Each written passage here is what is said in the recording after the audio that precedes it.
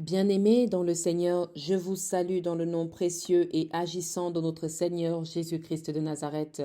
Je suis ravie de vous retrouver aujourd'hui pour vous partager le message du dimanche. Je vais nous inviter à louer l'Éternel, prier et entrer dans la parole de ce jour.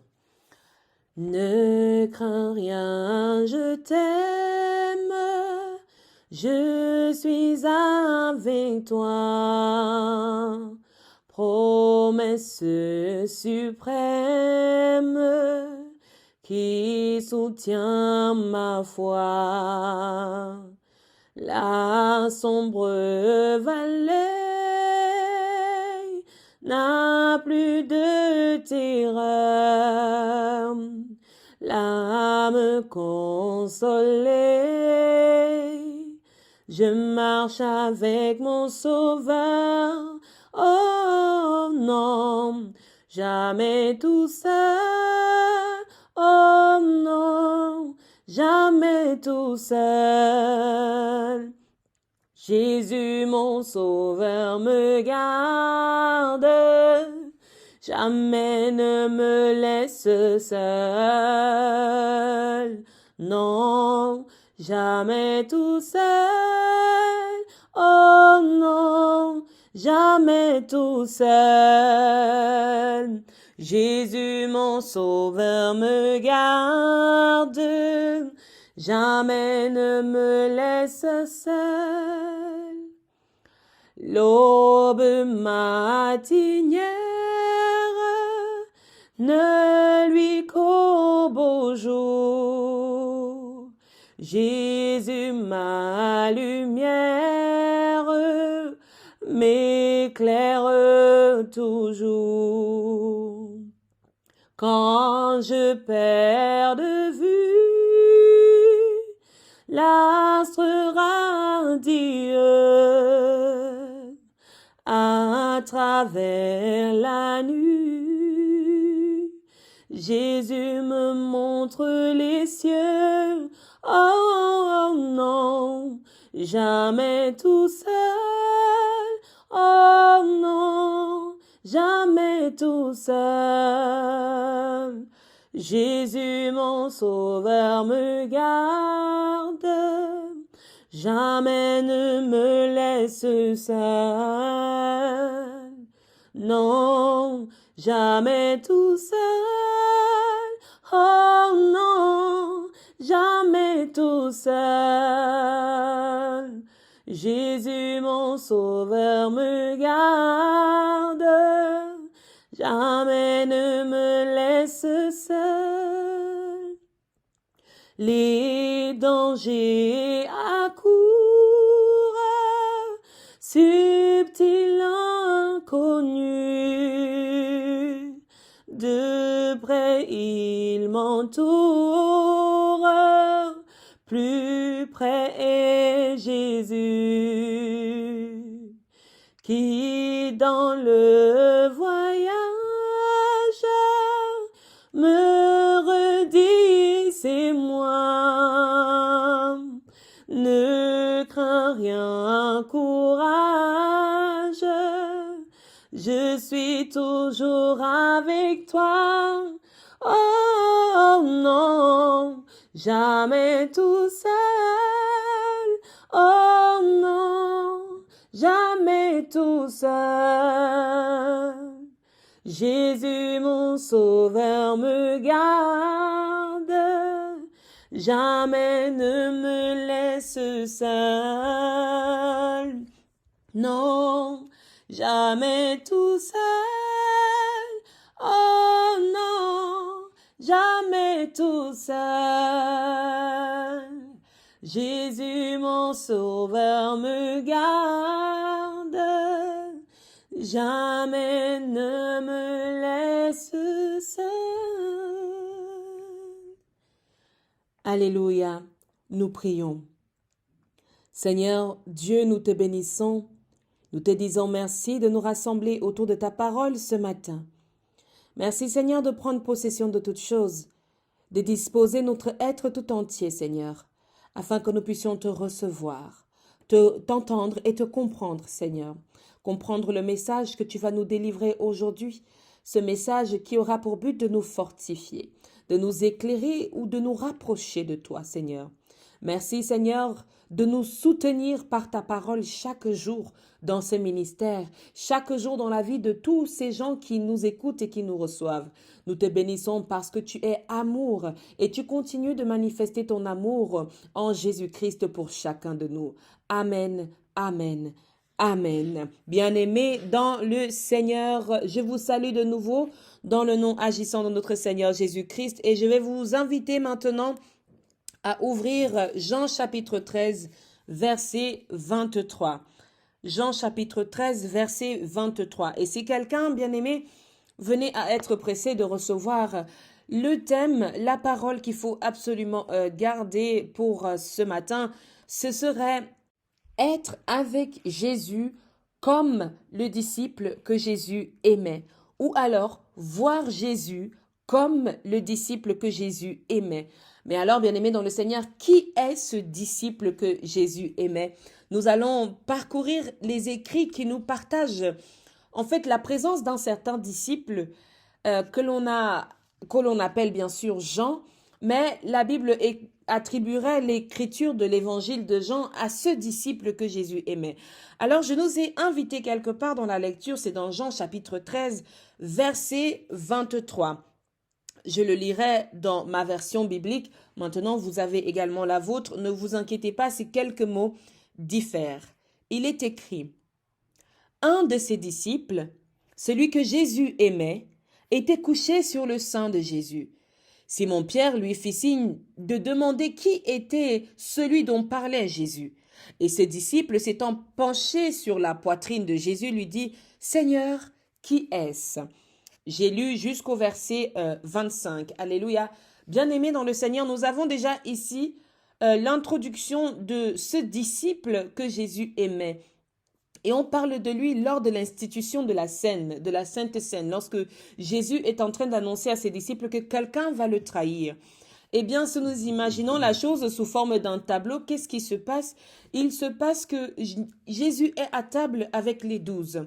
Et maintenant, Jésus est en train d'annoncer lors du partage de la scène que quelqu'un va le trahir. Quelqu'un va le trahir et cette personne, c'est la personne à qui il va donner la coupe. Alléluia.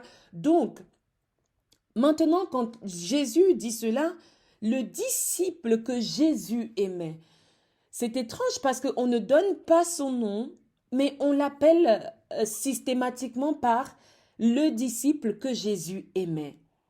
Eh bien, ce disciple avait certains privilèges.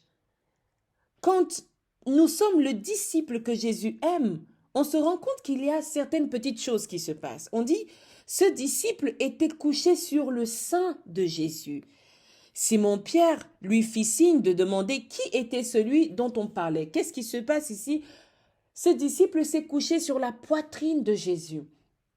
Jésus annonce une mauvaise nouvelle aux 12, mais il est celui qui est suffisamment proche de Jésus pour se coucher sur sa poitrine. Et Simon-Pierre, nous allons également parler une prochaine fois de voir Jésus comme Pierre. Mais aujourd'hui, nous disons voir Jésus comme le disciple que Jésus aimait le plus. Alléluia. Pierre lui demande donc, Pierre fait signe à ce disciple de demander à Jésus qui était celui qui allait le trahir. Mais l'information importante ici, bien aimé dans le Seigneur, en dehors de cette personne qui va le trahir, c'est bien sûr que le disciple que Jésus aimait avait le droit de se poser sur Jésus, le droit de se poser sur sa poitrine. D'autres personnes que le Seigneur Jésus-Christ laisse venir aussi proche de lui, ce sont les petits-enfants. Mais d'autres cas où Jésus s'approche de quelqu'un, c'est soit pour le guérir, le soigner, de lui donner une parole. Mais il dit, laissez venir à moi. Et ce disciple que Jésus aimait, Jésus l'a laissé venir jusqu'à se poser sur sa poitrine. Je veux encore que l'on parcourt à un autre moment où ce disciple est encore appelé le disciple que Jésus aimait. Il est écrit dans Jean chapitre 19, versets 26 à 27.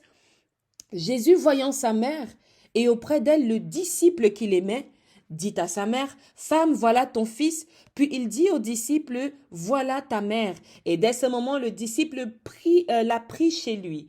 Alléluia. Bien-aimé dans le Seigneur, comme nous le disions tout à l'heure, c'est voir Jésus selon la vision de ce disciple qu'il aimait. Il y a une dimension d'amour qui relie ces deux personnes, Jésus et ce fameux disciple. Nous avons dit tout à l'heure que ce disciple est souvent attribué à la personne de Jean, qui a écrit l'évangile de Jean, mais d'autres thèses théologiques séparent les deux personnes, disent que c'est deux personnes différentes, mais d'autre part, ce disciple a une approche avec Jésus qui est ressemblante à celle de Jean lorsqu'il écrit et qu'il parle de Jésus, parce que l'évangile de Jean va parler de Jésus dans une dimension amour, dans une dimension mission, ministère très spirituel également. Donc il avait une connexion avec Jésus qui était différente de la connexion avec les autres. Et on l'appelait le disciple que Jésus aimait. C'est qu'il y a quelque chose dans l'amour. Il y a une connexion, il y a un élément qui nous est donné quand il y a amour. Et c'est cet élément dont je souhaite que nous puissions partager aujourd'hui. Mais je veux encore nous amener dans ce passage de Jean, chapitre 20, versets 1 à 2. Le premier jour de la semaine, Marie de Magdala se rendit au sépulcre dès le matin. Comme il faisait encore obscur, elle vit que la pierre était ôtée du sépulcre.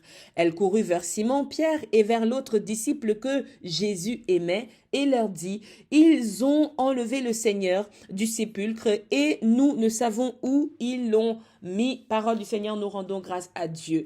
Alors, bien-aimés, je veux vous faire voir deux perspectives différentes de la relation avec Jésus parmi ces 12 disciples. Il y a voir Jésus, comme je nous l'ai dit tantôt, voir Jésus sous le regard de Pierre et voir Jésus sous ce regard de disciple qu'il aimait, que l'on appelait Jean. Alléluia.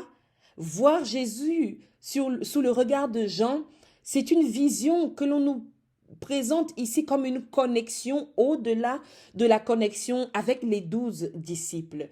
C'est qu'il y avait un point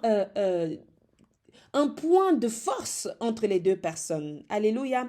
Bien-aimés dans le Seigneur, ce que je veux nous partager ici aujourd'hui, c'est que lorsque on a avec quelqu'un une relation où l'amour devient fort, ce n'est pas toujours l'amour sentimental, ce n'est pas toujours l'amour amoureux, mais c'est un amour divin. Et quand on a une relation d'amour divin avec quelqu'un, nous pouvons ressentir les choses qu'il ressentait.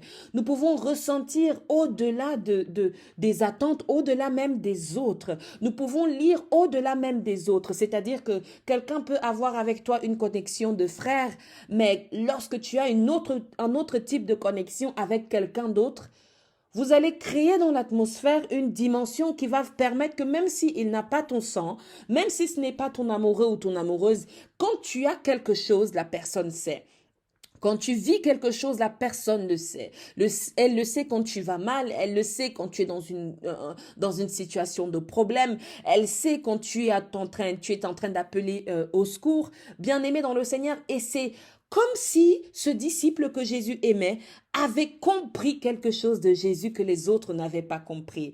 Bien-aimé, et je souhaite t'interpeller dans ça aujourd'hui, c'est de faire de ta relation avec Jésus une relation qui te donne des privilèges, qui te donne de comprendre Jésus de la manière dont personne ne l'avait compris, de recevoir Jésus de la manière dont personne ne l'avait reçu. Et ces choses-là, surtout cette dimension avec Jean, est motivée par un mot qui revient souvent, Jésus aimait.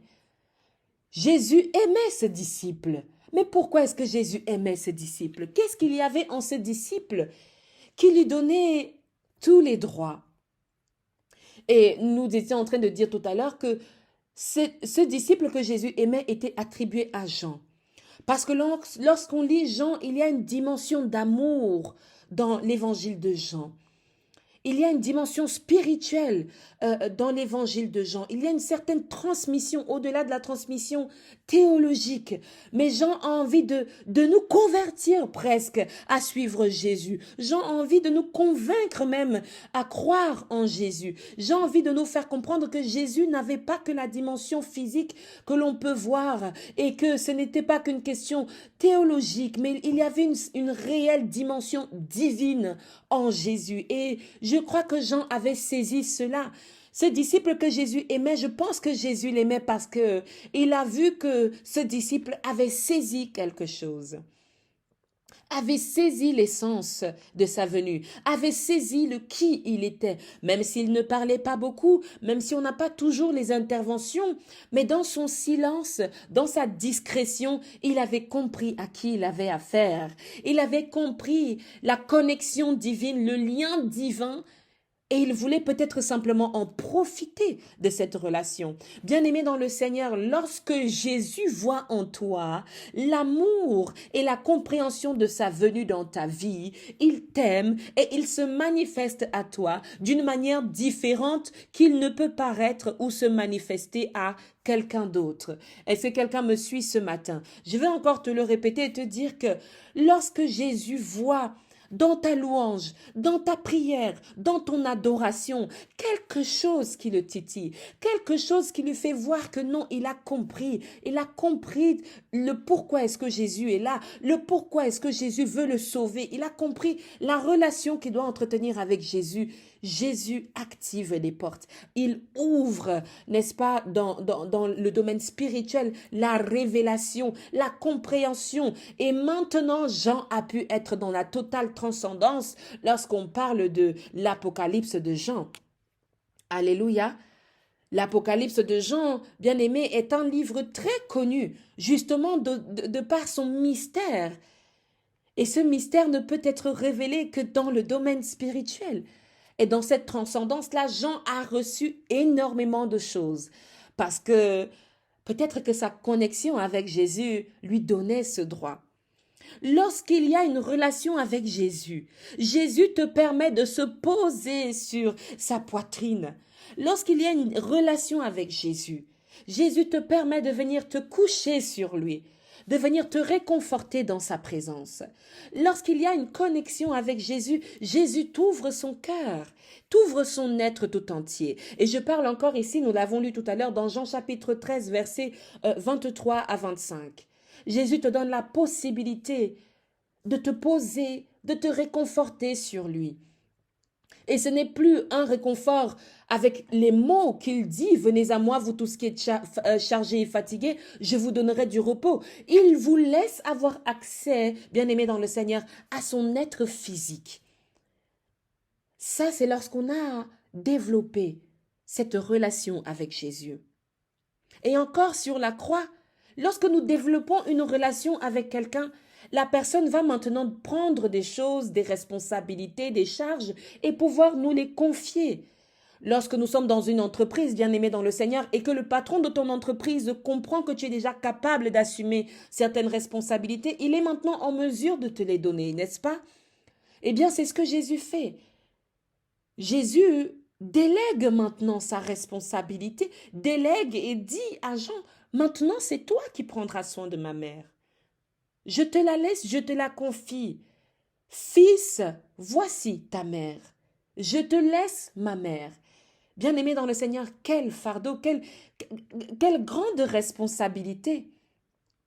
Eh bien, le disciple n'a pas discuté comme nous aimons énormément discuter lorsqu'on nous confie des responsabilités, et il a accepté. C'est incroyable comme dans le domaine biblique des évangiles, parfois tout glisse avec douceur et beauté. Et encore même dans la résurrection, il apparaît comme étant en face ou à côté de Pierre, étant la personne qui doit recevoir la première information sur la pierre qui a été roulée sur le tombeau de Jésus. Bien-aimé, je veux que tu saches ce matin quelque chose d'important que je crois que tu as capté. C'est que lorsqu'on se positionne dans la position que ce disciple avait, on a droit à des privilèges de notre Seigneur. On a droit à des avantages de notre Seigneur. Et non seulement des avantages d'ordre physique ou matériel, mais aussi des avantages même spirituels.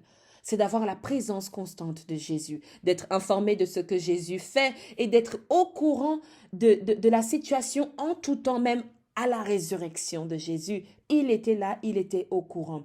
Bien-aimé, je veux te motiver, t'encourager à travailler tes relations avec tous ceux qui sont autour de toi, avec le domaine professionnel, mais plus encore avec ton Dieu. Amen, amen, amen. Que le Seigneur te bénisse et te garde.